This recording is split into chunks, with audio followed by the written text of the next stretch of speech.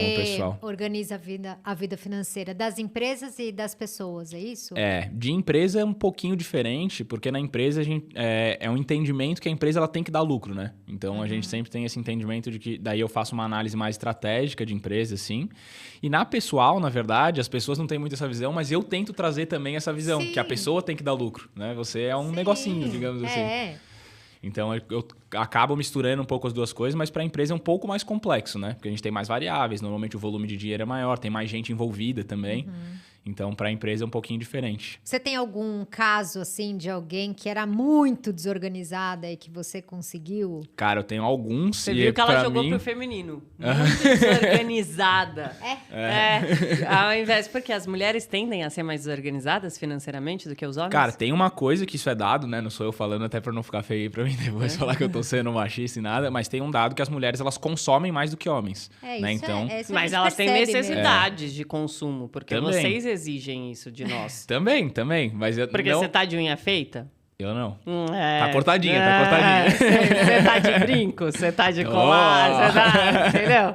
É Sou isso, vaidoso também. tipo assim, a sociedade... Você tá de cílios, com certeza, né? com certeza. Você tá de cílios, você tá maquiado. Mas isso eu não chego nem a julgar, assim. Eu realmente acho que mulheres gastam mais por toda a imposição da sociedade também, né? Então, gastos com estética normalmente são gastos bem elevados. Então, uma mulher vai num lugar, o cara ir numa festa, ele bota uma camiseta preta e vai pra festa. A mulher faz maquiagem, faz cabelo, faz unha, faz um monte de coisa. E custa mó caro. Compra uma roupinha nova, porque não pode repetir o look. Muito, tipo assim, maquiagem é uma coisa cara, Sim. de verdade.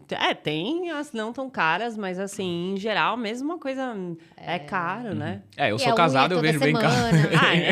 Você sabe, né? Sapato. Sim. Aliás, é uma coisa... Tá falando... Bom, fala do caso aí. Eu te perguntei se tem caso, então, que você já organizou a vida da pessoa e era Cara, bem... tem muitos casos que principalmente chega pra mim que... Isso é uma coisa que é legal. Eu acho que as mulheres procuram mais do que os homens. Então, eu tenho mais clientes mulheres do que homens. Porque são mais abertas a querer ajuda, assim, sabe? E o homem não. O homem acha que consegue resolver tudo sozinho, né? Então, eu tenho mais clientes mulheres do que homens. E, normalmente, o primeiro problema que chega é porque tá gastando muito e não sabe para onde tá indo. Então, é mais uma questão de realmente ter paciência, ter calma, sentar, olhar como é que tá as contas da pessoa e ver, cara, você tá gastando muito com isso, com aquilo e tal. Conseguimos dar uma diminuída? E na minha visão, assim, né, e no meu método de trabalho, a atitude brusca, ela nunca funciona. Então, se eu chegar para alguém, por exemplo, uma pessoa que é muito consumista, gasta R$2.000 de roupa por mês. Eu chegar, cara, você não pode mais gastar dinheiro com roupa. Ela não vai conseguir. Porque de 2.000 para 0 é muito impacto. Eu falo, nesse próximo mês, em vez de gastar 2.000, vamos tentar gastar 1.600, 1.500? Aí vai diminuindo. Fez muita diferença na sua vida ou foi de boa? Foi de boa e agora tá sobrando dinheiro. Então vamos tentar dar mais uma reduzidinha e aos poucos a gente vai construindo, assim. Então eu tive alguns casos, né? Teve um caso de uma menina que chegou pra mim, gastava R$17.000 por mês. Era o custo dela de vida, assim. Não tinha nada demais, ela só gastava, tipo, tudo que entrava saía, assim, 17 mil. E ela não sabia pra onde era e muita coisa era porque ela fez muitas compras parceladas. Então ficou aquele legado de dívida pra ficar pagando, assim, sabe? Aquela parcelinha pequena. Mas que junta com outra, que junta vai, que eu acho que é o que mais bolo te deixa mal, assim. Igual quando você faz empréstimo. Você fala, eu vou fazer um empréstimo aqui pra me desafogar aqui. Mas aí depois, tipo, além daquele empréstimo, tem as contas do mês. Sim. Então, tipo, você assumiu mais uma coisa pra você pagar que vai juntando com outra coisa que vai juntando. E eu acho que é isso que vai fazendo as pessoas, né, se embananarem, assim. E fora que o nosso custo de vida aqui em São Paulo é muito alto. Sim. Então, aqui não tem nada barato. Uma coisa que é legal... Tá muito caro, né? Sim. Não, você vai no mercado, sério mesmo, assim, você pega 3, 4 itens, dá R$200. E antigamente você fazia compra de mês com R$200. Com certeza. Hoje é difícil fazer um mercado mesmo com menos de R$500. Não, e eu acho que ninguém mais faz compra de mês. Alguém faz compra de mês? Eu acho que não. Eu não consigo, dói. Porque, tipo, dá milão, assim, acho que você fica até meio... Aí você vai comprando aos poucos, tipo assim... Não dói tanto, em doses homeopáticas, sabe?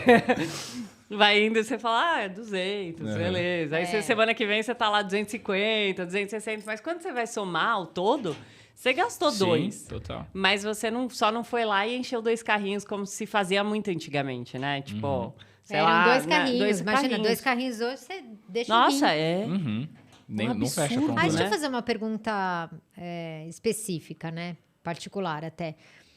Quando essa mentalidade, por exemplo, de você tem o dinheiro na conta, tá? Tá. Essa pessoa gasta 17 mil. Ela ganha 17 mil, vamos dizer. Aí ela gostou de um sapato, ela vai comprar. Na sua visão, ela compra à vista Tá, isso é uma coisa bem legal. É porque ela já tem o dinheiro, ou ela passa no cartão, porque tem a milha, porque não sei o quê, e aí? Então, tem uma questão que é bem importante, que é a primeira de todas, assim, pra mim, que é, a pessoa está organizada? Se ela já está organizada, ela sabe quanto que ela pode gastar no crédito por mês, a melhor indicação é sempre o cartão de crédito. Então, a galera, com o tempo, vai... vou parar de gastar no crédito porque daí eu não consigo me organizar, gasto muito dinheiro, não sei para onde está indo. Então, se você é organizado e consegue enxergar... Eu tenho 5 mil reais para passar no cartão de crédito por mês. Tá dentro desses 5 mil? Tá. Então, beleza, tudo certo. Separa os 5 mil na conta, não gasta porque já sabe poder... que vai ter que pagar. Exatamente. Então, se está organizado, o crédito é sempre a melhor opção. E por quê que é a melhor opção? Porque pontua. Né? Então, essa pontuação, ela acaba virando um desconto para você também. Então, se você tem para fazer uma compra à vista sem desconto e no crédito sem desconto, o crédito vai ser sempre a melhor opção. E se puder parcelar, é sempre melhor parcelar também. Por quê? E daí, por que é melhor parcelar? Porque se você tem o dinheiro na mão... tem uma coisa que chama dinheiro no tempo, né? Isso é uma das coisas mais importantes das finanças, assim. Então, quando a gente tem o dinheiro na mão e a gente faz uma compra parcelada, você vai pagando pouquinho e o dinheiro continua na sua mão. Então, você tem que já ter o dinheiro para pagar aquilo, só que parcela, porque daí você continua com aquele dinheiro e deixando ele numa conta que rende qualquer coisa, que seja simples. Mas rendendo, né? Isso. Então, vou deixar ele no Nubank, por exemplo, o dinheiro paradinho ali, ele vai me render praticamente 1% no mês, que é o que está rendendo hoje. Então, se eu fiz em 12 vezes, eu estou ganhando 1% todos os meses. Então, eu estou ganhando quase 12% de desconto. Então eu estou me dando, eu estou criando o meu próprio desconto. Né? Então, quando a gente consegue fazer isso é melhor. E porque tem outra coisa que as pessoas não reparam muito, que é a inflação. Né? Então, o que eu compro hoje, daqui a 12 meses, provavelmente não vai custar a mesma coisa que eu comprei hoje. Então, eu comprei um celular, vamos supor, de 5 mil reais. Daqui a 12 meses, talvez ele esteja custando 6 mil, 5.500.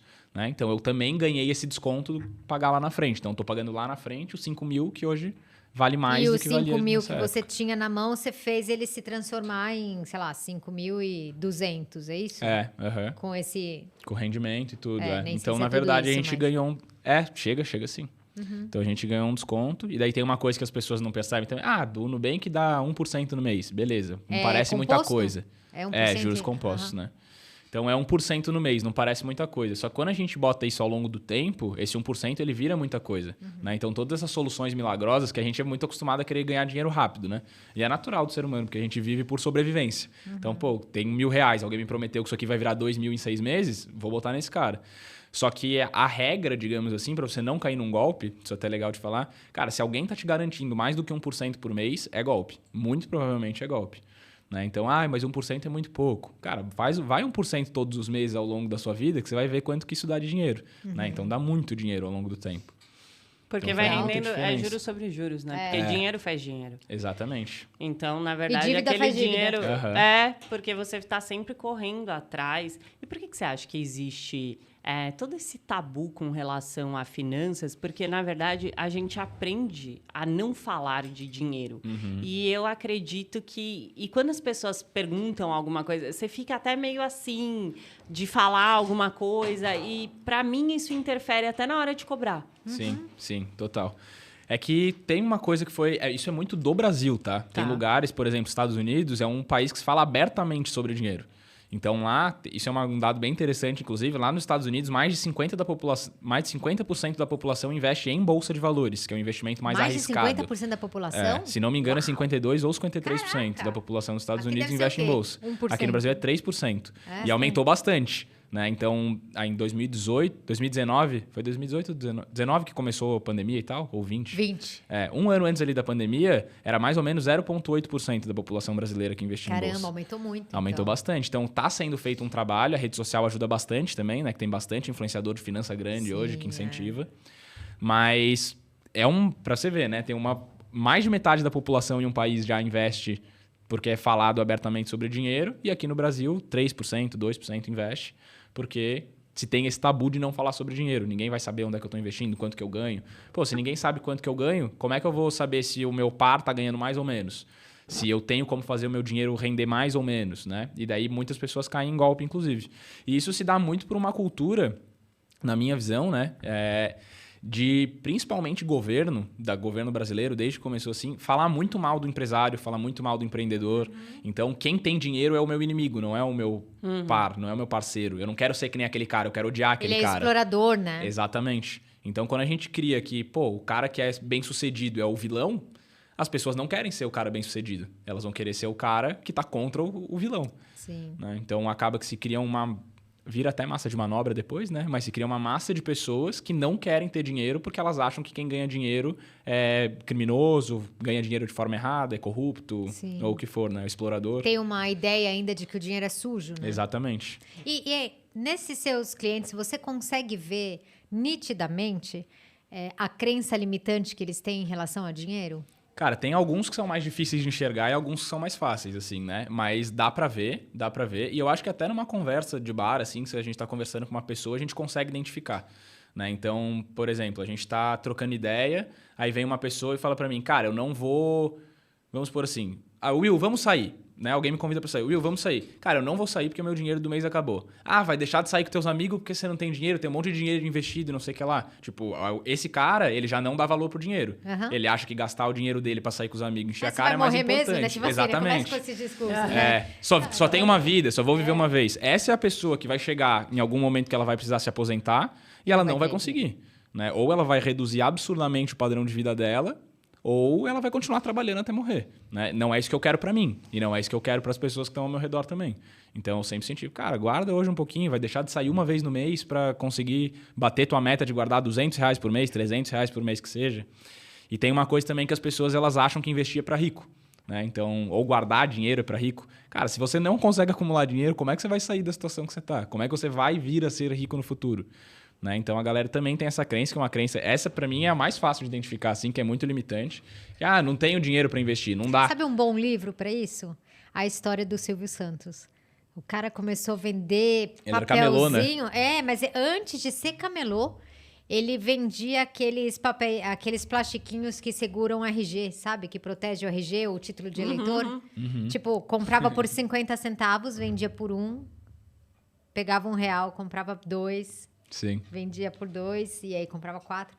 Então, alguém que começou ganhando centavos, né? E é o Silvio Santos. Mas tem um corte que fez muito sucesso no TikTok, que o cara pega 2 pedrinhas do quintal dele e aí ele fala assim, vou empreender hoje, eu vou ensinar vocês a empreenderem. Aí ele sai com 2 pedrinhas, ele sai oferecendo na rua 2 pedrinhas por R$1. Até que um cara compra, aí ele pega aquele R$1 e compra bala. Aí ele vai, vende bala. Uhum. Aí ele pega o dinheiro da bala e ele compra amendoim. Aí ele vai, vende... Aí chega uma hora que ele tem coisas para vender e dinheiro. Sim.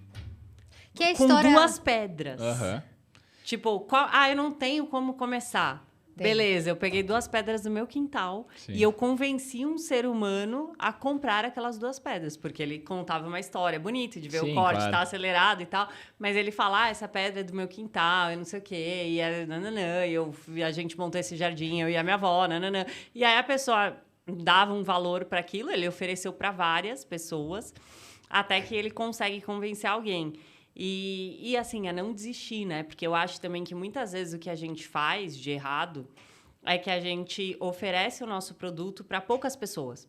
Uhum. Com e vergonha, aí e aí você vira e fala assim, meu produto não é bom. Né? Meu produto não dá. Mas aí você vai ver, tipo assim, às vezes, para você vender uma unidade, você precisa falar com 15 pessoas. Sim. Então, se você quer vender 50, você vai ter que falar com no mínimo 2.000 pessoas para você vender o tanto de unidades ou mais. Porque você já tem um dado. A cada 15 pessoas eu vendo uma unidade. Sim. Exatamente. Só que a gente não faz isso, né? A gente pensa que, tipo assim, eu ofereci para 15, só um comprou, não é bom que eu tenho para vender. Exato. Às vezes não é o que a pessoa está precisando no momento, às vezes você não está falando com o público certo. Né? Tem muitas quanto variáveis. mais pessoas ouvirem sobre o seu produto, sobre as pedrinhas, uma hora você convence alguém. Então, tipo assim, para ele vender as pedras é muito mais difícil, que é o primeiro passo. Mas depois todo o resto gira em cadeia. Vai se tornar Nossa, mais mas fácil. eu trabalhei com uma equipe muito grande de mulheres. Cheguei a ter numa equipe 300 mulheres, quando eu trabalhei numa empresa multinacional que vendia produto. E sabe o que eu percebi? Exatamente isso que você está falando, mas como eu vi de perto essas mulheres, elas falavam assim, né? Então, elas tentavam vender o produto. Aí, tem as dificuldades da venda, né? Uma pessoa fala que não tem dinheiro, a outra fala, gostei, mas não quero agora, tal. Quando elas voltavam, elas falavam, ninguém tá com dinheiro, tá todo mundo com dificuldade, é o tal do todo mundo. Aí eu falo, todo mundo quantas? Quantas pessoas você falou? Aí gagueja e aí vinha lá, 3. Tipo, mas tem muita 3 dificuldade. virou tudo, né? 3 é todo mundo. Mas isso é a dificuldade de você ter que lidar com os nãos que a vida te dá para você chegar onde você quer chegar. O não, ele só diz respeito àquela pessoa que disse não para você, não diz respeito sobre o seu produto nem sobre você, né? E tem muito a questão da rejeição, né? A então, rejeição. o ser humano ele não gosta já de ser difícil. rejeitado. Então, aceitar uma rejeição é difícil. E quando você trabalha com vendas, que na verdade vendas para mim, comunicação no geral, é uma das maiores habilidades que a gente tem que ter, E né, não para você conseguir não tá prosperar. vendendo o tempo inteiro? Com certeza. O tempo inteiro. No mínimo, você tá Porque- vendendo a sua imagem. Exato, porque o tempo inteiro, tipo assim, você tá se comunicando, você tá não sei o quê. E aí, esse foi uma quebra que eu tive que fazer, porque eu pensava assim, eu odeio vender. Eu odeio vender, não me dá nada para vender, que eu não gosto de vender, não sei o quê. Mas aí, depois que eu quebrei isso, que eu pensei assim, pô, se eu não gosto de vender, eu nunca vou ficar bem comigo mesmo. Porque o tempo inteiro eu tô vendendo, tipo, é disso que eu como, né? Eu preciso, tipo, ser convincente o suficiente. Até tem um livro que chama Cartas a um Jovem Terapeuta, que ele coloca uma coisa que me marcou muito, que ele fala que o papel do psicólogo, na primeira sessão, é fazer o cliente voltar na próxima. E é mesmo, porque você tem todo um trabalho de, tipo assim, de conquistar, porque a pessoa pode até vir para você, mas reter aquela pessoa é diferente, né? O cara pode começar a te seguir, mas e aí, você retém esse seguidor?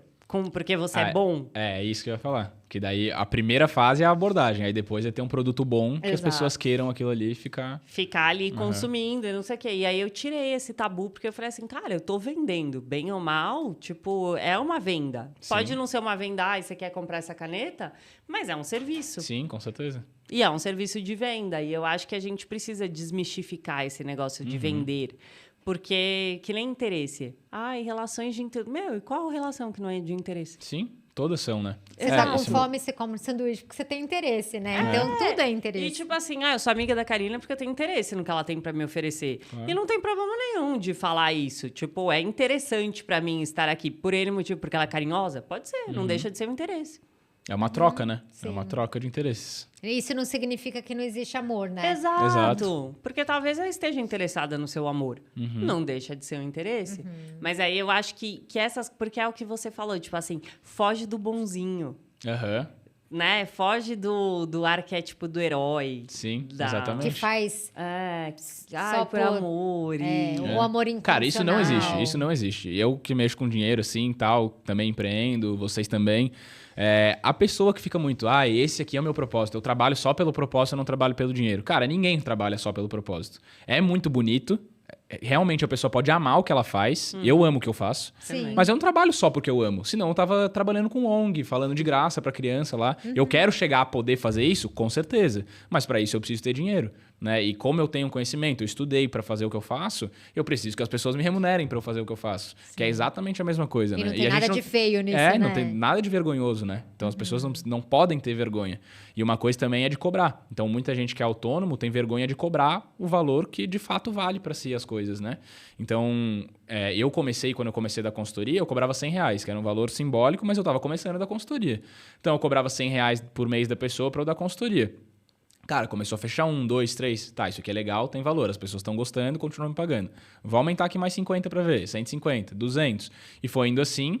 Então, eu fui aumentando o meu preço, as pessoas foram pagando, mas eu nunca tive vergonha de cobrar. E agora tá num momento, por exemplo, que eu tô praticamente sem agenda para atender. Então, se alguém quiser me contratar, eu vou falar o valor que eu quero que a pessoa me pague, porque provavelmente eu vou ter que substituir alguém que já está comigo. Né? Então, vou botar um valor em cima. Então, se as pessoas estão me pagando e cada vez pagando mais, é porque o serviço de fato vale. E a gente tem muito negócio de achar que a gente não vale o que a gente faz. Né? Então, isso é muito comum. Tem a minha mulher, né, em casa, que ela tinha muito isso, assim, foi quebrando com o tempo também. Ela tinha uma crença... Não é crença limitante, é uma autossabotagem, assim, sabe?